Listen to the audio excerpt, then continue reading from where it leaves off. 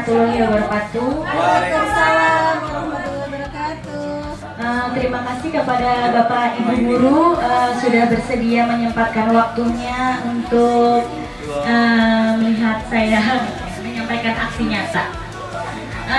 Yang saya akan sampaikan pada pertemuan kali ini adalah tentang jurnal satu saya ya, mengenai prinsip pengajaran dan asesmen aksi nyata dalam menerapkan prinsip understanding by design. Nah, di sini teman-teman tentunya sebelum memulai kegiatan pembelajaran pasti membuat rancangan pembelajaran terlebih dahulu. Nah, jadi di sini prinsip pengajaran dan asesmen understanding maksudnya adalah menerapkan prinsip dengan understanding by design. Alasan saya memilih aksi nyata ini adalah karena understanding by design menurut saya dapat menciptakan pembelajaran yang efektif dan bermakna sehingga memudahkan siswa dalam memahami materi dan mencapai tujuan pembelajaran. Kemudian di sini ada pengertian dari prinsip understanding by design. Jadi UB atau disingkat UBD ya. UBD adalah pendekatan pembelajaran yang menitik beratkan pada tujuan pembelajaran dan pemahaman siswa. Jadi di sini guru itu diharapkan benar-benar memikirkan bagaimana rancangan pembelajarannya, terutama dari tujuan pembelajarannya terlebih dahulu. Nah, di sini ada pendekatan UBD berdasarkan pada prinsip-prinsip. Yang pertama merupakan perencanaan pembelajaran yang disusun oleh guru sebagai bagian dari tugasnya. Ya, tanpa kita jelaskan lagi bahwa guru itu kan tentunya tugasnya adalah membuat modul ajar atau rancangan pembelajaran ya. Kemudian yang kedua merupakan upaya untuk mengembangkan kemampuan peserta didik memaknai belajar melalui konsep-konsep utama. Yang ketiga mendorong peserta didik memaknai pembelajaran secara mandiri melalui bukti kinerja yang otentik. Yang keempat perencanaan pembelajaran yang efektif dimulai dari sini. Yang dimulai guru menentukan capaian atau tujuan pembelajaran. Jadi kita kan seperti kita ketahui bahwa untuk menentukan tujuan pembelajaran itu kita mencarinya itu memecahnya dari CP atau capaian pembelajaran yang kemudian dibentuk menjadi TP. Kemudian yang keempat perencanaan nomor 5 membantu peserta didik mencapai tujuan pembelajaran. Tidak hanya mengajar, guru harus memastikan pembelajaran dan yang terjadi bermakna bagi peserta didik. Yang kemudian refleksi berkala terhadap bagaimana pembelajaran dilakukan merupakan upaya untuk meningkatkan kualitas dan pembelajaran yang efektif bagi peserta didik. Terus yang terakhir, merefleksikan peningkatan yang berkelanjutan untuk mewujudkan pembelajaran yang efektif bagi peserta didik. Kemudian ada tiga tingkah. Ada 3 langkah utama yang perlu dilakukan dalam merencanakan pembelajaran dengan prinsip UBD. Yang pertama, menentukan tujuan pembelajaran. Jadi tujuan pembelajarannya terlebih dahulu ditentukan dari CP ya tadi. Kemudian yang kedua menentukan asesmen pembelajaran. Jadi asesmen pembelajarannya itu penilaiannya seperti apa. Kemudian merancang aktivitas pembelajaran. Tahap perencanaan pembelajaran yang pertama memahami CP. Jadi guru harus memahami terlebih dahulu capaian pembelajaran yang akan dicapai pada materi tersebut. Kemudian yang kedua merumuskan TP. Yang ketiga menentukan asesmen pembelajaran. Yang keempat merancang aktivitas pembelajaran. Di sini ada merumuskan TP. Untuk merumuskan tujuan pembelajaran, maka pendidik perlu menurunkan capaian pembelajaran menjadi tujuan pembelajaran. Nah, jadi untuk membuat TP itu kita harus paham dulu capaian pembelajarannya itu seperti apa, baru diturunkan ke tujuan pembelajaran dan ke ATP ya kalau nggak salah tuh.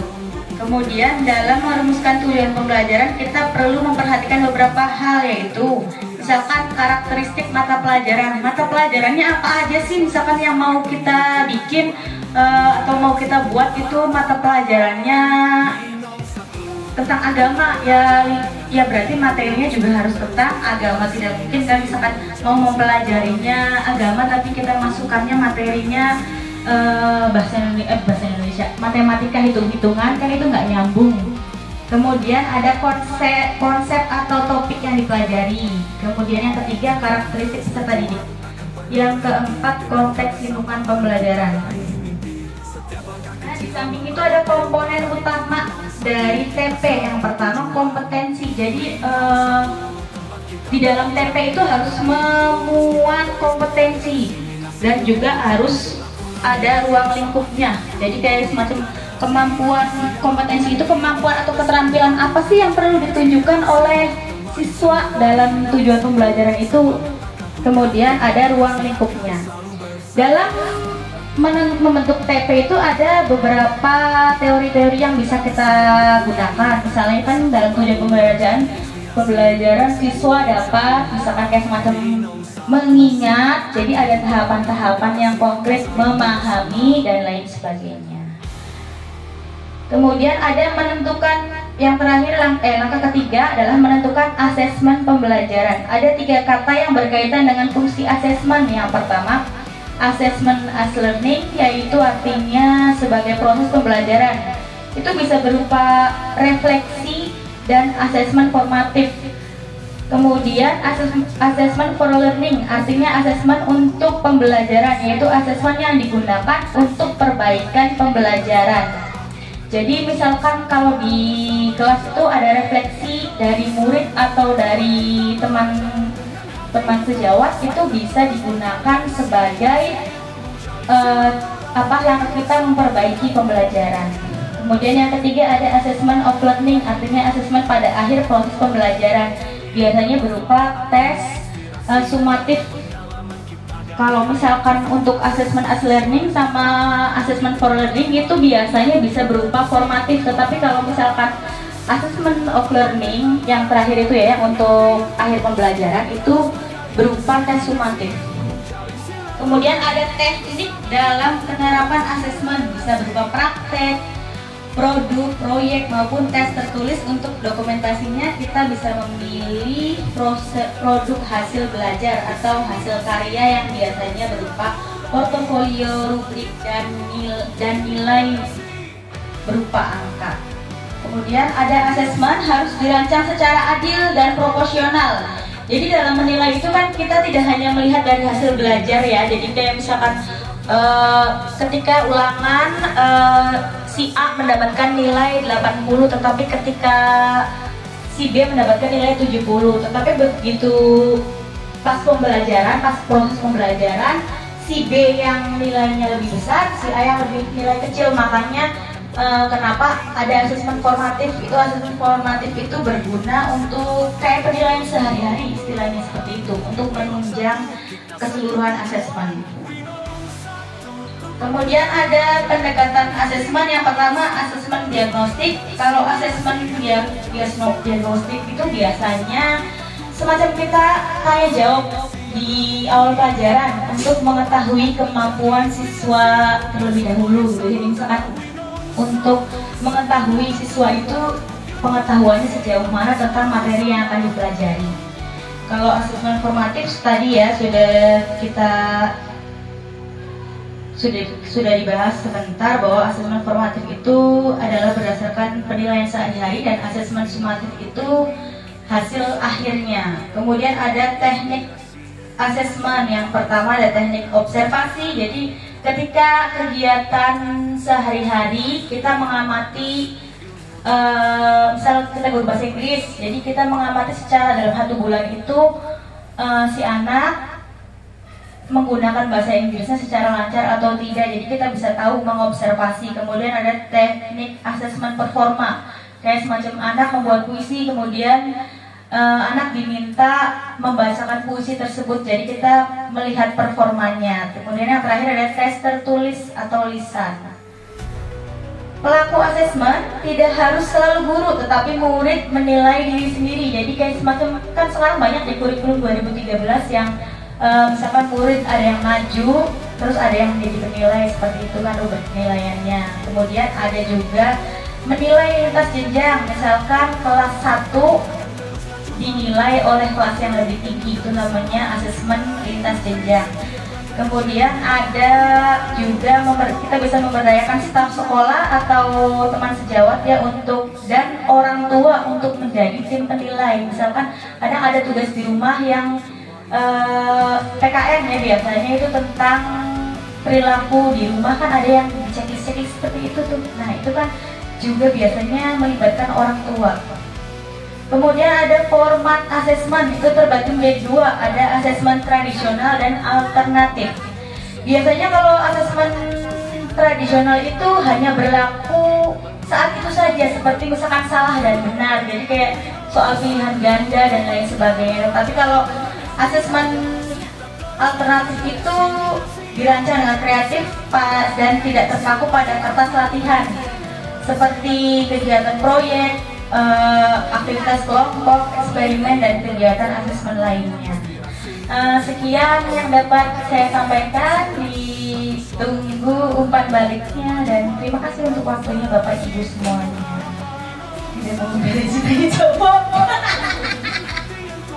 Ya Ibu Jena, ada yang tanyakan? Pak ini pura-pura aja dibuka, gak usah ditutup. Saya bertanya.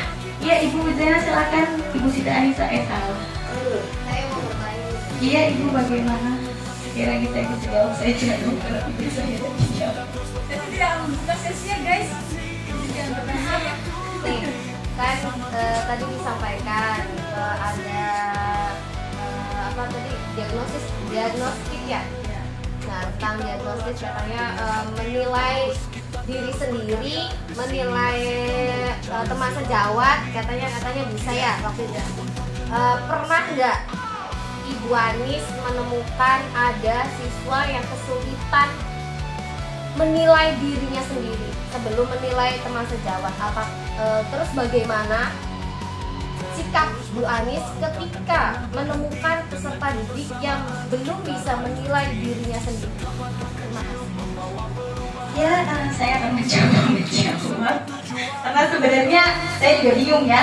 Nah, jadi kalau menurut saya kita sebagai guru juga harus semacam memberikan arahan bahwa ketika kita menilai diri sendiri itu kita diarahkan mana yang baik dan mana yang buruk. Jadi kemudian dia itu bisa menilai dirinya sendiri. Jadi kayak misalkan, oh ini yang tidak baik, ini yang baik,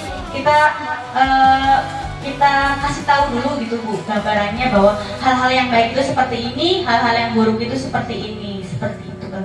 Apakah bisa pakai, kata tadi Bu Anis pakai rubrik checklist ya? Apakah disediakan oleh gurunya atau siswa menulis sendiri? Nah itu Bu, ya masuknya ke dalam apa ya, lupa asesmen apa gitu. Di situ ada siswa dilibatkan untuk dia itu merefleksikan dirinya sendiri dan membuat rubriknya. Jadi kira-kira apa? Jadi emang di sini itu lebih ditekankan siswanya ikut terlibat dalam asesmennya sendiri. Nah, biasanya kalau di sini sih ya pengalaman saya juga waktu tahun ajaran baru saya melaksanakan asesmen diagnostik ya. Ternyata ada siswa yang belum bisa menilai diri sendiri. Dan ya betul harus dibimbing karena harus betul seperti itu. Dan sepertinya kayaknya kalau siswa di sini ya, ini sih di sini ya, nggak tahu kalau di sekolah saya di sini itu hampir, kalau di kelas saya hampir belum bisa menilai dirinya sendiri sehingga ya harus ada checklist yang dibuat oleh gurunya. Kalau di sini kalau di tempat lain mungkin ada yang bisa, cuma seenggaknya tuh harusnya bisa lah bisa menilai diri sendiri, apalagi kelas ini kan ya. Ya terima kasih Pak Faisal ada mohon maaf ditutup sekian, terima kasih. Kalau menurut saya memang iya apa sih namanya, kalau misalkan aku dulu juga ketika akan memasuki materi biasanya ya Bu, kalau untuk menilai diri sendiri kan ya dulu sebelum jadi guru memang terlibat, jadi kita contohkan dulu, oh iya ini yang harus dinilai, ini yang baik dan tidak baik itu memang harus contohkan. Dan ya seperti kita ketahui di sini kadang kita ya bocah nilai bature yang kadang seenaknya baik. Tadi barusan saja saya memintakan tadi belajar apa ya, belajar tentang menyampaikan pendapat. Saya tanya bagaimana pendapat kalian tentang SD 1 Winong dan bagaimana pendapat kalian tentang guru-guru di SD 1 Winong. Kalau tidak dibimbing mereka itu jauh seenaknya gitu. Tadi juga menurutku apa sih, guru-guru di SD 1 Winong cantik-cantik, baik-baik, dan ada yang menurutku jadi memang kadang anak-anak di sini tuh ya Bu ya, harus dibimbingnya benar-benar harus ada kata ininya, harus benar-benar rinci tuh. Kalau misalkan nggak kayak gitu tuh suka ngarang sekar dewek tuh enggak. Jadi memang pesan peran guru di sini itu sangat dibutuhkan sekali ya, apalagi dengan kondisi siswa kita yang ibaratnya kalau di kampung itu masih disuapi guru baik, ibaratnya beda sama di kota. Kalau di kota anak-anak itu memanfaatkan internet itu dengan baik, dan kadang tuh saya juga dulu ya, maksudnya bukan yang gimana-gimana, belajar pernah PPL di Bandung itu kayak 1 jam itu sebentar, tapi kalau di sini 1 jam biang suwe bisa kayak dimuter-muter.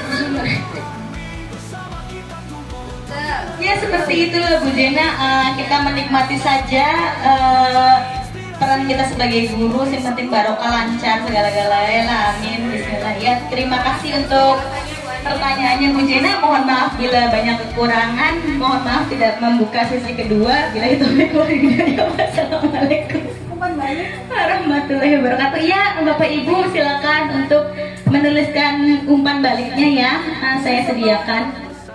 Oh boleh suara juga, nanti kita lihat, tulis aja lah Bu, soalnya kan mau ditempel Tempel di jidat. Assalamualaikum warahmatullahi wabarakatuh. Terima kasih kepada Ibu Anis sudah mendiseminasikan tentang apa itu tadi, salah satunya tentang asesmen ya. Menurut saya sangat penting ya asesmen itu, apalagi kita sebagai guru itu sangat penting, sehingga dibutuhkan asesmen yang dapat mencapai tujuan yang telah direncanakan dalam modul ajar ya. Terima kasih atas penjelasan dan informasinya yang sangat bermanfaat untuk saya sebagai guru. Terima kasih Ibunya. Assalamualaikum warahmatullahi wabarakatuh. Terima kasih Bu Awas sudah memberikan umpan balik yang begitu dahsyat ya. Ya sekian dan terima kasih sudah Pak Awi, ditutup, bye bye.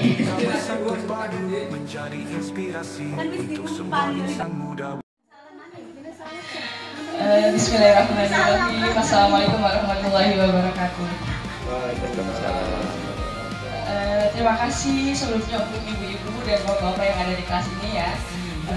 Saya akan sedikit tentang menjelaskan diseminasi saya yang tentang jurnal pembelajaran modul 1 yang sudah saya pelajarkan kemarin ya. Modul 1 tentang topik 2, jurnal pembelajaran modul 1, prinsip pengajaran dan asesmen dan aksinya tadi. Itu tentang pembelajaran berdiferensiasi. Sebelumnya, di sini merancang pembelajaran berdiferensiasi. Pada akhir pembelajaran modul 1 ini, saya akan membuat jurnal pembelajaran dengan berfokus pada aksi nyata modul 2, topik 2, yaitu tentang merancang pembelajaran berdiferensiasi. Aksi nyata modul 1 topik 2 membahas tentang memahami ide apa yang Bapak Ibu Guru dapatkan setelah belajar topik ini.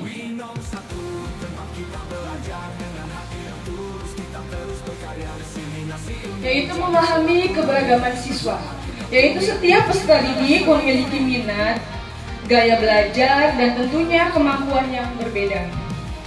Kemudian pemetaan kebutuhan siswa, melakukan kebutuhan pemetaan siswa untuk menentukan materi, metode, dan media apa saja untuk pembelajaran yang sesuai dengan masing-masing individu. Kemudian menyusun rencana pembelajaran, yaitu menyusun rencana pembelajaran yang disesuaikan dengan kebutuhan siswa, baik dari segi konten, proses, maupun produk yang dihasilkan.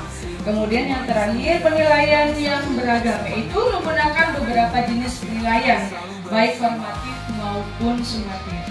Kemudian yang kedua, menurut Bapak Ibu Guru, pembelajaran berdiferensiasi seperti apa yang relevan untuk dikembangkan di sekolah Bapak Ibu Guru?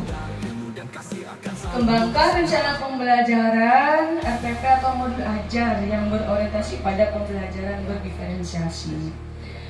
Menurut saya, pembelajaran diferensiasi di sekolah dapat dikembangkan dengan memahami keberagaman siswa. Dimulai dari saya belajar, minat, hingga kemampuan akademiknya. Kemudian juga rencana pembelajaran mencapai tujuan yang jelas. Kemana nih arahnya, tujuannya.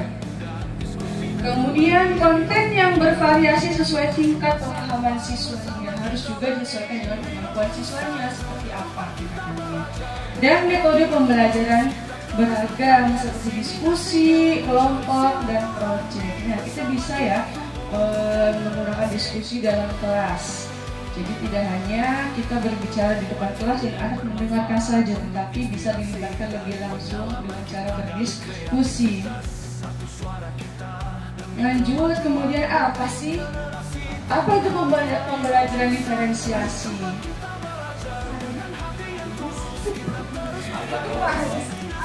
Betul.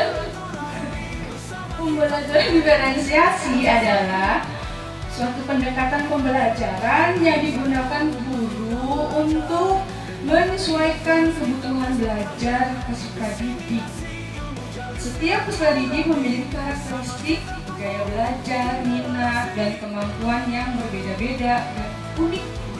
Dalam pembelajaran ini, guru merancang kegiatan materi dan metode pembelajaran. Di sini ya kita guru lihat bagaimana karakter anaknya, gaya belajarnya bagaimana.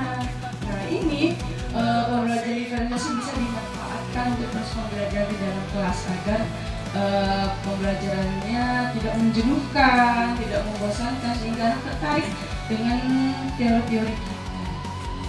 Nah, kemudian ada tujuan pembelajaran diferensiasi, yaitu memenuhi kebutuhan belajar individu setiap peserta didik. Kemudian meningkatkan keterlibatan siswa dalam proses pembelajaran. Ya, dalam proses pembelajaran kita harus melibatkan siswa agar siswa aktif ya dalam kelasnya. Jangan hanya dia mendengarkan guru berbicara, akhirnya ngantuk. Ya, kita ngantuk, anaknya juga ngantuk. Udah bobo bareng kan jadinya. Awas lo. Nah, yang ketiga, mendorong siswa untuk lebih aktif dalam proses belajar mengajar. Nah, ini kita guru ya harus bagaimana caranya agar siswanya aktif. Jangan hanya kita yang aktif, tapi lebih dominan anaknya. Tapi aktifnya bagaimana dulu ya bapak-bapak, ibu-ibu, jangan aktifnya yang bagaimana lah gitu ya. Kemudian yang berikutnya, meningkatkan motivasi belajar dan pencapaian hasil belajar peserta didik. Dan yang terakhir, meningkatkan hasil belajar pada peserta didik. Nah, ini hasilnya ya, yang kita lihat hasilnya bagaimana dengan menggunakan pembelajaran diferensiasi. Kemudian kita harus perhatikan juga komponen dalam pembelajaran berdiferensiasi. Komponennya terdapat tipe komponen dalam pembelajaran diferensiasi, yaitu diferensiasi konten, diferensiasi proses, dan diferensiasi produk. Yang pertama, diferensiasi konten. Apa tuh diferensiasi konten? Apa? Berfokus pada bagaimana materi pembelajaran disajikan kepada peserta didik. Guru mengubah materi pelajaran agar sesuai dengan tingkat pemahaman, minat, dan gaya belajar peserta didik. Contoh diferensiasi konten, guru menyediakan bahan bacaan dengan tingkat kesulitan yang berbeda. Nah, kita di sini ya menyediakan bahan-bahan bacaan sebelum kita ke arah selanjutnya yang ke arah proses. Tapi kita pelajari dulu materinya, kasih bacaan-bacaan, buku-buku untuk peserta didik ya. Guru menyediakan video, grafik untuk mendukung pemahaman. Di sini juga bisa menyediakan video, bukan hanya bacaan-bacaan. Mungkin kalau bacaan, kalau anak yang tidak bisa baca, bagaimana kan? Tapi kalau dengan video mungkin anak lebih menarik. Ada di audio visual, ada yang di mana ada juga yang melihatnya. Kemudian ada diferensiasi proses yang kedua ya. Dalam hal ini berkaitan dengan bagaimana cara guru membimbing peserta didik. Kemudian guru juga dapat memilih strategi pembelajaran yang beragam sesuai dengan gaya dan kebutuhan belajar peserta didik. Contohnya diferensiasi proses ya. 1. Mengadakan diskusi kelompok kecil untuk mendukung kolaborasi. Nah, ini mengadakan diskusi kelompok ya. Anaknya dilibatkan untuk bekerja sama dengan teman-temannya, bukan hanya tugas individu, tapi bagaimana mereka bekerja sama dengan teman-temannya ya. Tukar ide, bahasa, pendapat mereka untuk masalah dilakukan. Nah, kemudian ada mengadakan pembelajaran berbasis proyek untuk memfasilitasi pemahaman konsep. Kemudian yang ketiga diferensiasi produk. Putar Bapak yang ketiga diferensiasi produk. Diferensiasi produk merupakan variasi hasil tugas pembelajaran dan penilaian produk atau hasil belajar peserta didik untuk menunjukkan pemahaman mereka terhadap materi pembelajaran. Nah, ini hasil akhirnya ya, produknya bagaimana setelah melewati diferensiasi konten dan prosesnya. Tadi prosesnya sudah setelah pembacaan materi, kemudian proses pembelajarannya di tengah-tengahnya, kemudian hasil akhirnya adalah produk apa sih yang dihasilkan setelah pembelajaran di kelasnya. Contohnya, memungkinkan peserta didik untuk membuat produk kreatif yang mencerminkan pemahaman mereka. Nah, itu dari pemahaman mereka menghasilkan sebuah produk. Pastinya dalam pembelajaran diferensiasi ada manfaatnya, bapak-bapak, ibu-ibu. Manfaat pembelajaran diferensiasi yang pertama, dapat meningkatkan motivasi dan keterlibatan siswa dalam proses belajar. Kemudian mendukung kemandirian siswa dan rasa percaya diri siswa dalam belajar. Ini bermanfaat untuk peserta didiknya ya. Kemudian mengembangkan keterampilan sosialnya, keterampilan sosial dengan bersama teman-temannya di dalam kelas dan lingkungan sekolah. Kemudian menghargai keberagaman. Nah, keberagaman di kelas itu kan dari apa ya? Karena keberagamannya misalkan kita jenjangnya berbeda, laki-laki dengan perempuan, pemahamannya juga beda. Kemudian berikut ini adalah rancangan kegiatan pembelajaran. Yang pertama adalah pembelajaran diferensiasi. Yang pertama, menentukan tujuan pembelajaran pada pelajaran IPA kelas 4 tentang aku bagian dari masyarakat. Kemudian menentukan asesmen. Nah, di sini asesmennya ada dua ya, diagnostik dan formatif. Ada diagnostik dan formatif dan sumatif. Diagnostik itu pertanyaan pemantik sebelum pembelajaran dimulai. Nah, sebelum dimulai itu kan ada persepsi, ada pertanyaan pemantiknya ya sebelum memulai ke pembelajaran.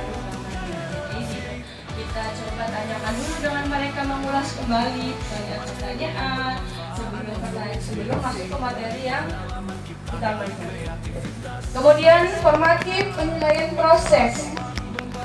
observasi sikap performa baru berupa presentasi keterampilan dan pengetahuan selama kegiatan pembelajaran. Dan yang terakhir itu adalah sumatif, itu tertulis. Kemudian nomor 3-nya merancang kegiatan pembelajaran menyesuaikan dengan kebutuhan siswa baik dari segi proses, produk, dan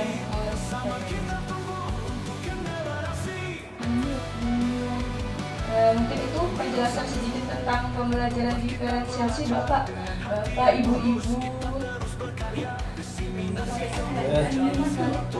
Oke, tadi sudah diberi pertanyaan ya, sekarang langsung umpan balik aja ya Bapak Ibu ya. Tidak bukan isi pertanyaan ya. Oke, siapa mangga Bapak Ibu yang mau umpan baliknya? Saya sangat senang. Pertanyaan kan klien yang jawab. Punya klien nih, semua aman gitu. Gak apa-apa, nanti setengahan. Nanti juga saya boleh tervalidasi. Assalamualaikum warahmatullahi wabarakatuh. Terima kasih kepada Ibu Sidiko atas ilmunya ya tentang diferensiasi. Ya sangat menarik ya, diferensiasi itu kita lihat bahwa beraneka ragam siswa ya memahami untuk diferensiasi itu sangat baik ya. Jadi keberagaman itu bagaimana cara kita untuk agar pembelajaran itu bisa tersampaikan walaupun siswanya beragam gitu ya. Salah satunya juga kita membuat modul ajar itu sesuai dilihat dari keberagaman itu, entah dari konten yang akan kita lakukan atau bisa juga kita melihat profil siswa ya, bagaimana siswa minatnya gitu ya, cara-cara siswa untuk mencapai tujuan yang kita inginkan itu berbagai macam ya. Dilihat juga dari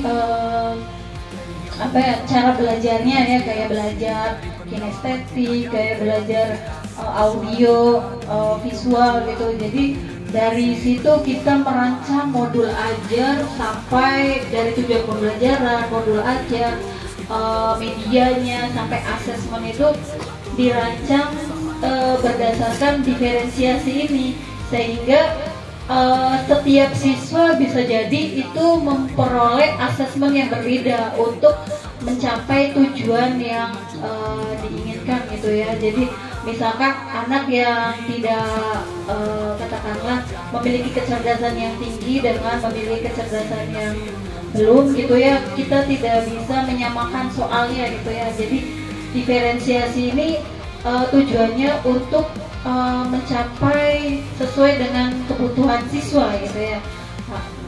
Ya demikian yang dapat saya sampaikan. Terima kasih atas ilmunya, semoga sukses.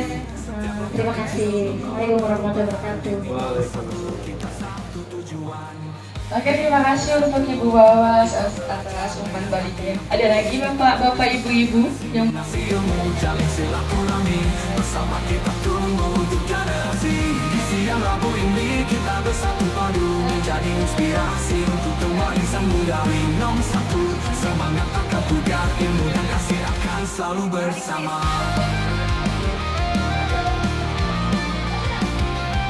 Di siang Rabu ini kita bersatu padu menjadi inspirasi untuk semua insan muda.